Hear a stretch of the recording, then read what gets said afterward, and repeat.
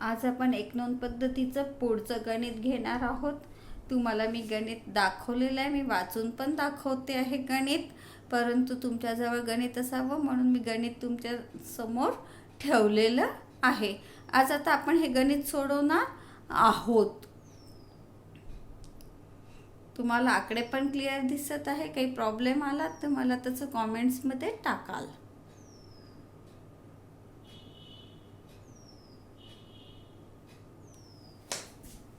बघा, आपण एक नोंद पद्धतीचं गणित घेणार आहोत. गणितामध्ये आपल्याला 2 वर्षाची माहिती दिलेली आहे.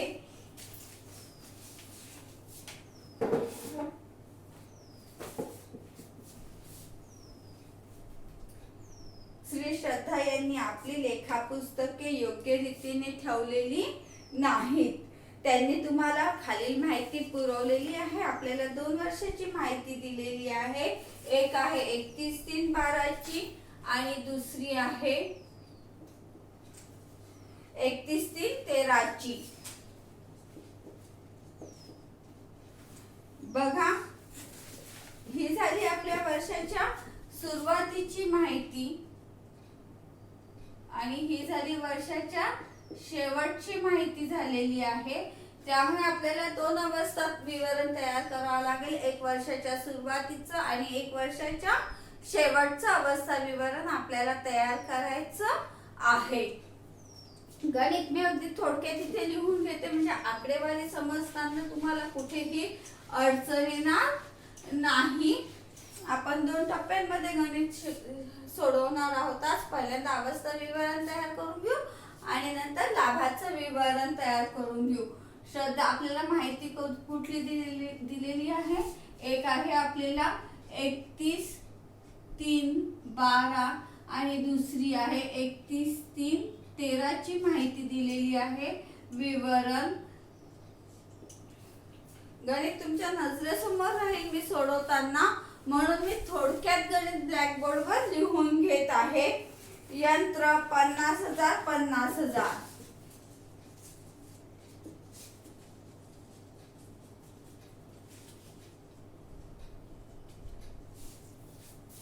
फर्निचर 50,000 30,000.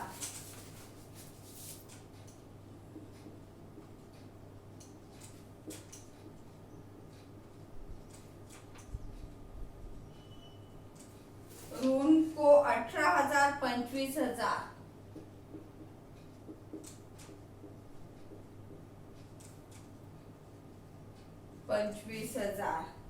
धन को 18,000 20,000.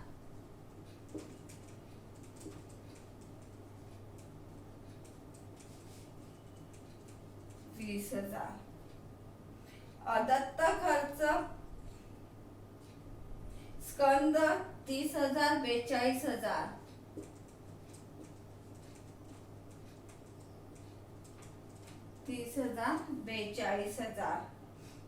पूर्वदत्त खर्च अदत्त खर्च 1500 डॅश 1500 डॅश. त्यानंतर पूर्वदत्त खर्च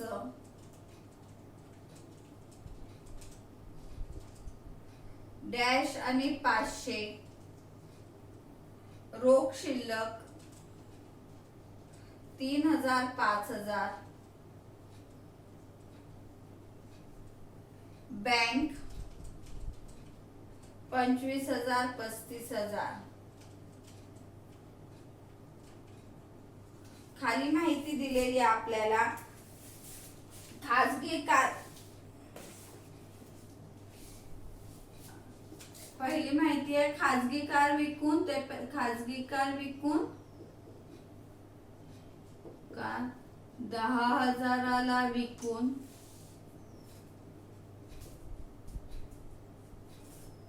ते पैसे अतिरिक्त भांडवल म्हणून आणले.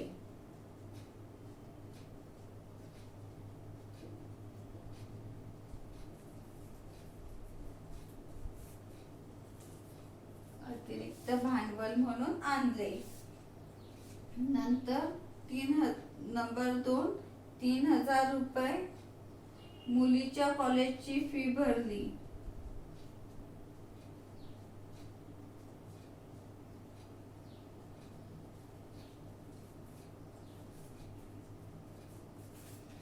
नंबर पुढचा यंत्रावर,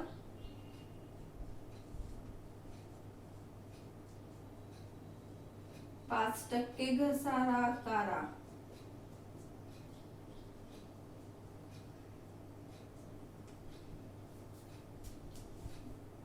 नंबर 4 ऋणकोवर 2% संदिग्ध ऋणार्थ संचिती आकारा.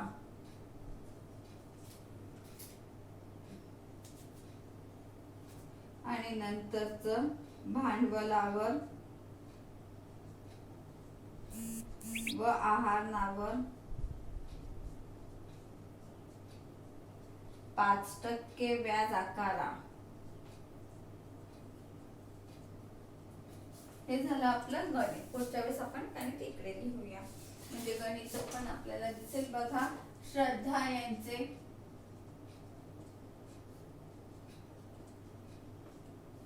अवस्था विवरण,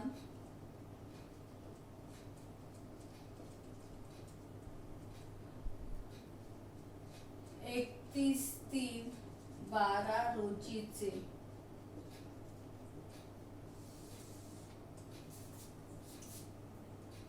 पहिल्यांदा आपण अवस्था विवरण तयार करून घेऊया. एक सेकंद फक्त.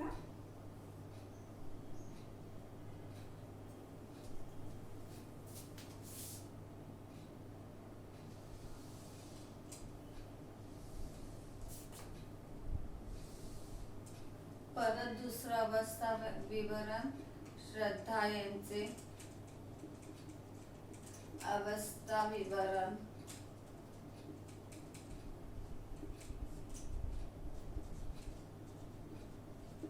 एकतीस 3/2013 रोजीचे. असे 2 अवस्था विवरण आपल्याला तयार करायचे आहे.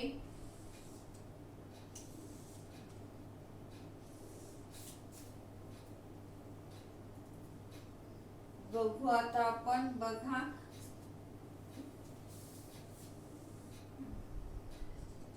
देयता राशी, संपत्ती राशी, यंत्र.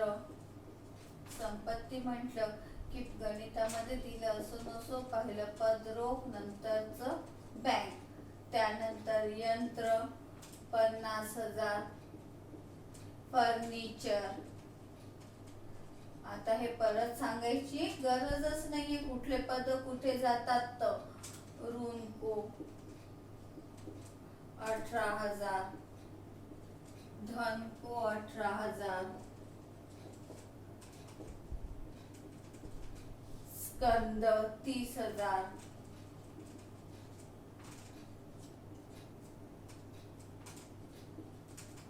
स्कंद 30,000. अदत्त खर्च म्हणजे देयता 1,500, अदत्त खर्च 1,500. पूर्वदत्त खर्च दिलेला नसल्यामुळे लिहिणार नाही. रोख 3,000 आणि बँक 25,000. ज्या बाजूची बेरीज जास्त आहे ती आधी केली आपण. 3 0 जसेच्या तसे. 5 आणि 3 8, 8 आणि 8 16, 6 हातचा 1, 2 आणि 1 3, 5 10 आणि 3 13 आणि 1 14, 15 16 17, 1,76,000. तेच आपण इकडे लिहिले 1,76,000. 0 शी 0, 0 शी 0, 5 आणि 5 10 शी 0, हातचा 1,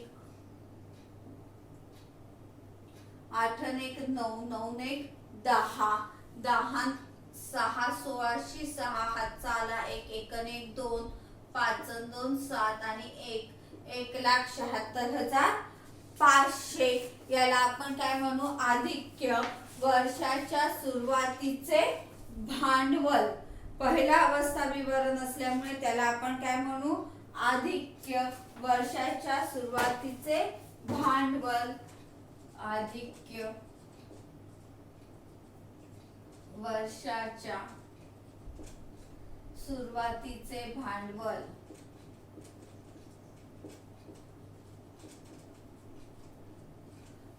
त्यानंतर दुसरं अवस्था विवरण तयार करतोय आपण, परत देयता, राशी, संपत्ती, राशी,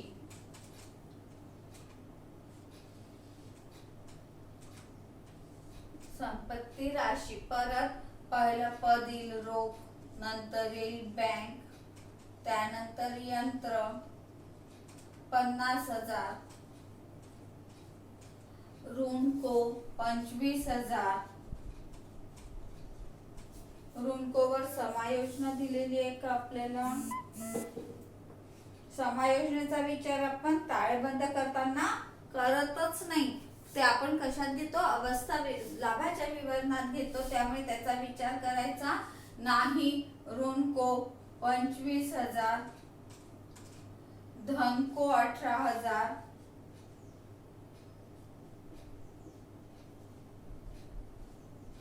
स्कंद 42,000,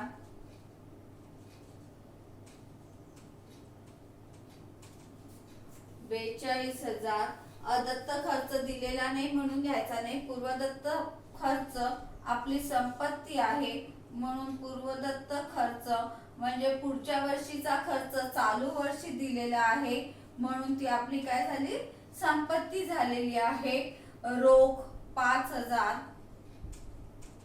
आणि बँक 30,000. परत ज्या बाजूची बेरीज जास्त आहे ती आधी केली आपण. 500, 5 5 5 10 2 1200, 2 हाताला 1, 3 आणि 1 4, 3 आणि 1 4 आणि 5 9 10 11 11 4 15, 1,52,000.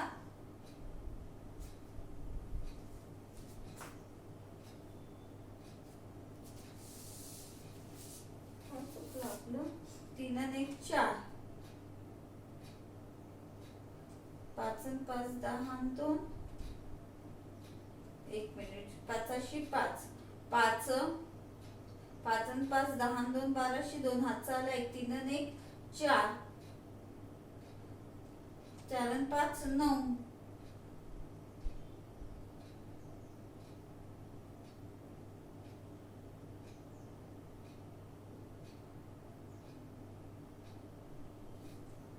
रोख किती दिलेली आहे आपली? म्हटलं की काहीतरी चुकत आहे. बँक रोख 35,000 आहे आपली.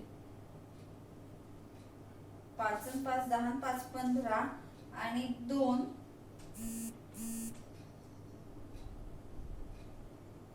17शी 7 हातचा आला 1 1 आणि 2 आणि 1 3, 3 आणि 5 8, 9 10 आणि 4 14. कुठली राशी चुकली? शेतकरी राशी चेक करते. 50,000, 25,000, 42,000, 500, 5,000 आणि 35,000 बरोबर आहे. 5 आणि 5 10, 10 आणि 5 15, 16 17शी 7 हातचा आला 1, 3 आणि 1 4, 4 आणि 5 9,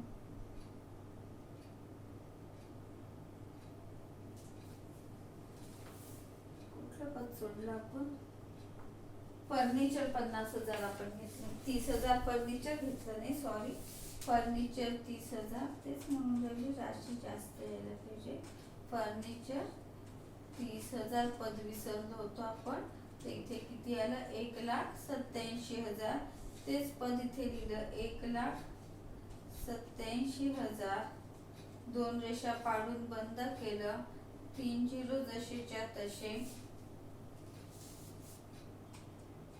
1,87,500, 5शी 5 8 9, 17शी 7 हातचा आला 1 आणि 1 2 आणि 6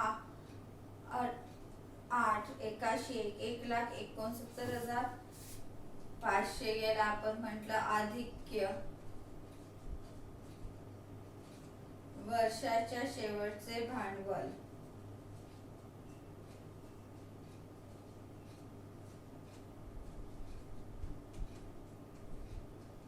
वर्षाच्या शेवटचे भांडवल 1,67,000.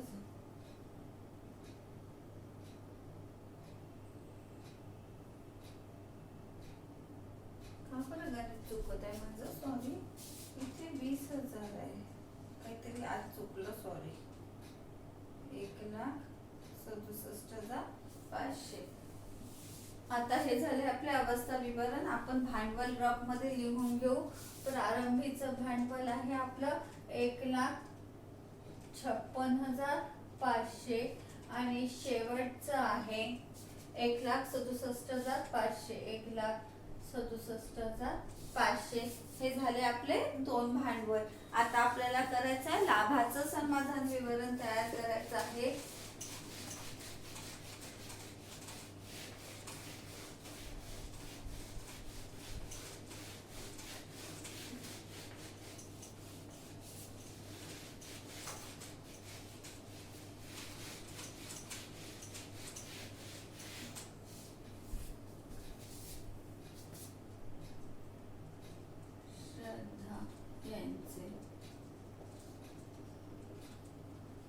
लाभाचे समाधान विवरण.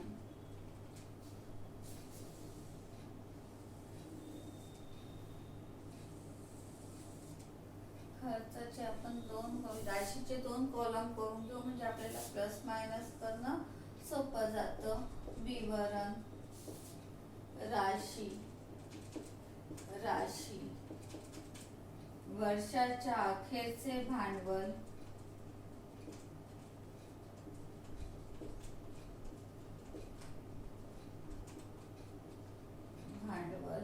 प्लस वर्षात केलेले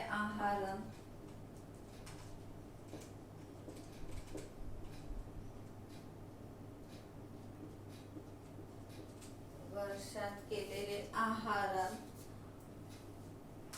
प्लस वर्षात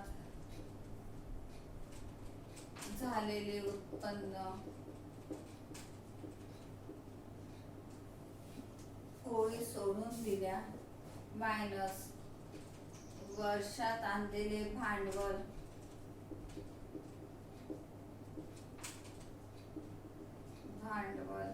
मायनस वर्षात केलेले खर्च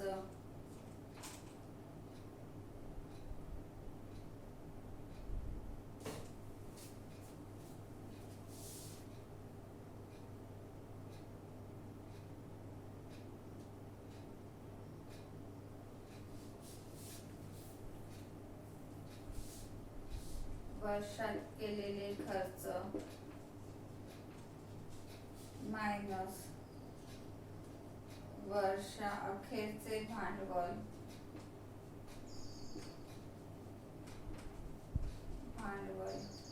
बरोबर नफा. बघा, वर्षाच्या प्रारंभीचे भांडवल आहे 1,56,500.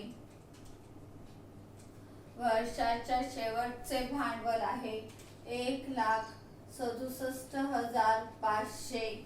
खाजगी कार विकून, बघा आता गणित, त्यांनी खाजगी कार विकून 10,000 रुपयाला विकून ते पैसे अतिरिक्त भांडवल म्हणून व्यवसायात आणले. म्हणजे व्यवसायात आणलेले भांडवल किती आहे? 10,000 रुपये आहे. 3,000 रुपये मुलीच्या कॉलेजची फी भरली. म्हणजे चालू वर्षात केलेले आहरण किती आहे? 3,000 रुपये आहे. यंत्रावर 5% घसारा आकारा.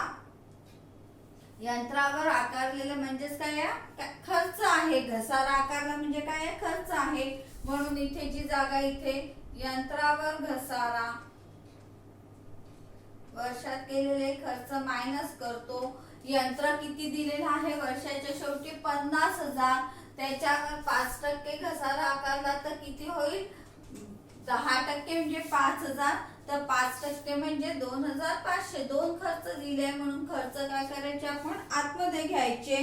त्यानंतर काय म्हटलंय? ऋणकोवर 2% संदिग्ध ऋणार्थ संचिती आकारा. म्हणजे तेवढे पैसे लोक बुडवणार आहे.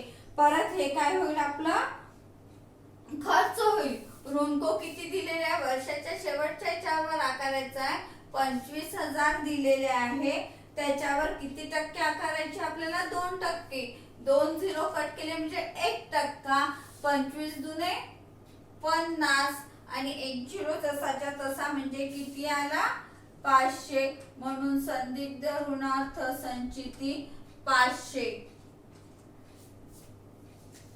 त्यानंतर भांडवलावर व आहारावर व्याज आकारा. भांडवलावर आपल्याला काय करावं लागेल व्याज द्यावं लागेल. म्हणजे भांडवलावरचं व्याज आपल्या दृष्टीने व्यवसायाच्या दृष्टीने काय होईल खर्च होईल.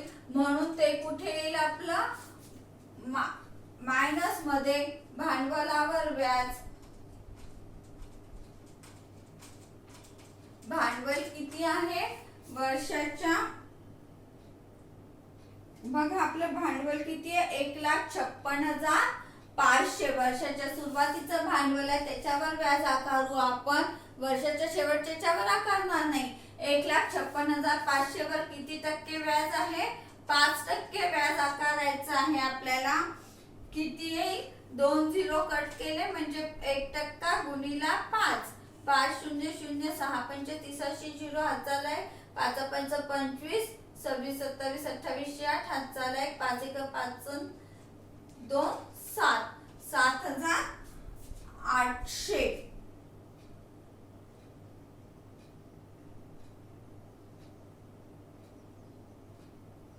बरोबर आहे. त्याचसोबत त्यांनी अतिरिक्त जे भांडवल आणलेलं आहे 10,000 त्याची आपल्याला राशी दिली आहे का त्यांनी दिलेली आहे. बघा 31 ऑक्टोबरला आणलेला आहे. त्याच्यावर आपण ऑक्टोबर नोव्हेंबर डिसेंबर जानेवारी फेब्रुवारी मार्च म्हणजे त्याच्यावर आपण भांडवलावरचं व्याज एकावर किती आकारू आपण 7,800 आणि दुसऱ्या याच्यावर 10,000वर 5% व्याज किती येईल 500 रुपये. म्हणजे एकूण व्याज किती आलेलं आहे आपलं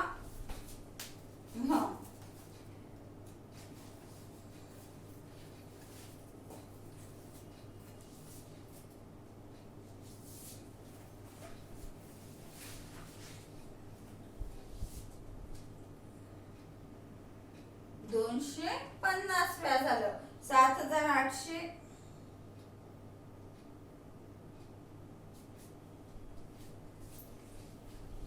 बघा टीप लिहून घेऊया आपण. सरळ सरळ टीप लिहायची. टीप प्रारंभीच्या भांडवलावर प्रारंभीचे भांडवल 1,56,500 वर 5% 2 झिरो गेले गुणिला 5 5 5 25 6 5 30 झिरो 5 5 25 5 हात चाले 2 6 5 30 2 32 2 हात 5 5 25 26 27 28 8 हात चाले 5 5 2 78,000. काय चुकून राहिलास गणित काहीतरी पडू दे. 5 5 25 5 हात चाले 2 6 5 30 2 32 2 हात चाले 3 5 5 25 26 27 8,000 7,825 आज काहीतरी चुकत आहे सॉरी. आणि 10,000वर 5% बरोबर 500 म्हणून 6 महिन्याचे 250 म्हणजेच किती येईल 5 2 7 8 2 10 हात चालाय 8,075. भांडवलावरचं व्याज 7,825 प्लस 250 बरोबर 8,000. असं माझंच काहीतरी चुकते सॉरी 8,075. आहारावरचं व्याज काय होईल आपलं वर्षात आलेलं उत्पन्न. आहारावर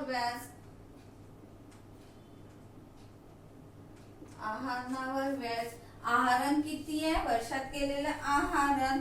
तारीख दिली आहे का बघून घ्यायची. सगळ्यात प्रथम तारीख बघणं अत्यंत महत्वाचं आहे कारण की त्या महिन्यानुसार आपल्याला व्याज आकारावं लागतं. व्यवसायातून बँक खात्यातून 3000 रुपये मुलीच्या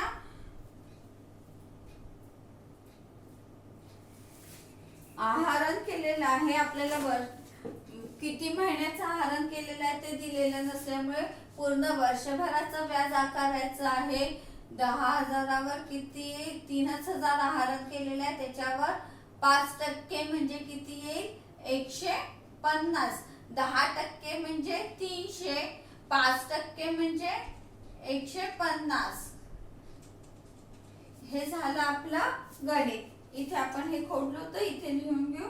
वर्षाच्या मावलं नाही तर मी ते खोडलं होतं. वर्षाच्या प्रारंभीचे भांडवल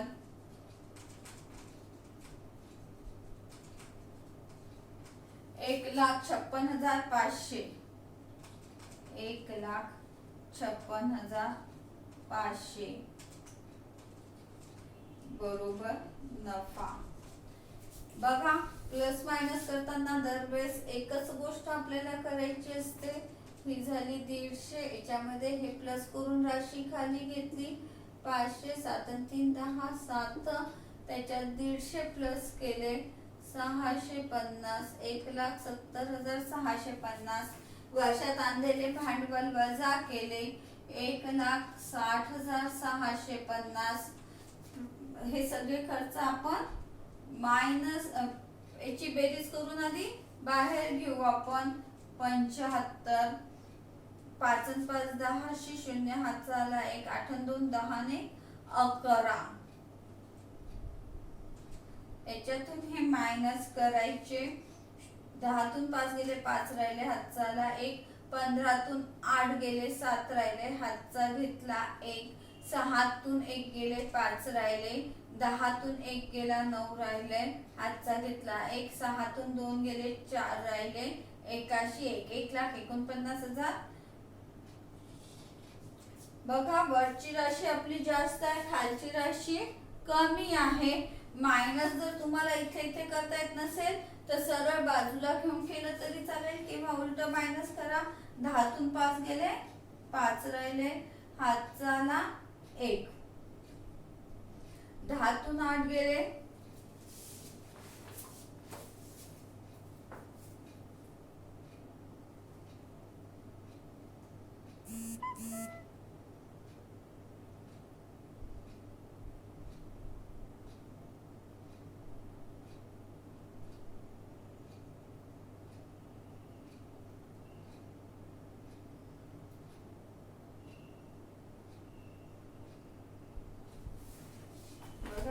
सरळ आपण उलट केलं तरीही चालेल किंवा आपण इथे इथे करता आलं तरी चालेल. 1,56,500 मायनस 1,49,575. 10 तून 5 गेले 5 राहिले, हातचा आला 1. 10 तून 8 गेले 2 राहिले, हातचा आला 1. 15 तून 6 गेले 9 राहिले, हातचा आला 1. 16 तून 10 गेले 6 राहिले, हातचा आला 1. 5 तून 5 गेले 0 0. उलट कसं करायचं बघा. 10 तून 5 गेले 5 राहिले, हातचा घेतला 1. 10 तून 8 गेले 2 राहिले, हातचा घेतला 1. 5 तून 6 गेले 9 राहिले, हातचा घेतला 1. 16 तून 10 गेले 6 राहिले, हातचा घेतला 1. 5 तून 5 गेले 0. 1 तून 1 गेले. आता याला आपण काय म्हणू, आपण उलट केल्यामुळे याला चिन्ह येईल मायनस. की मायनस नफा 1,06,925. गणितामध्ये काही अडचण आल्यास विचारू शकता. आज माझं थोडंसं गोंधळ झाला त्याबद्दल सॉरी. आजच्या गणितामध्ये थँक्यू. गणित समजलं नाही तर विचार.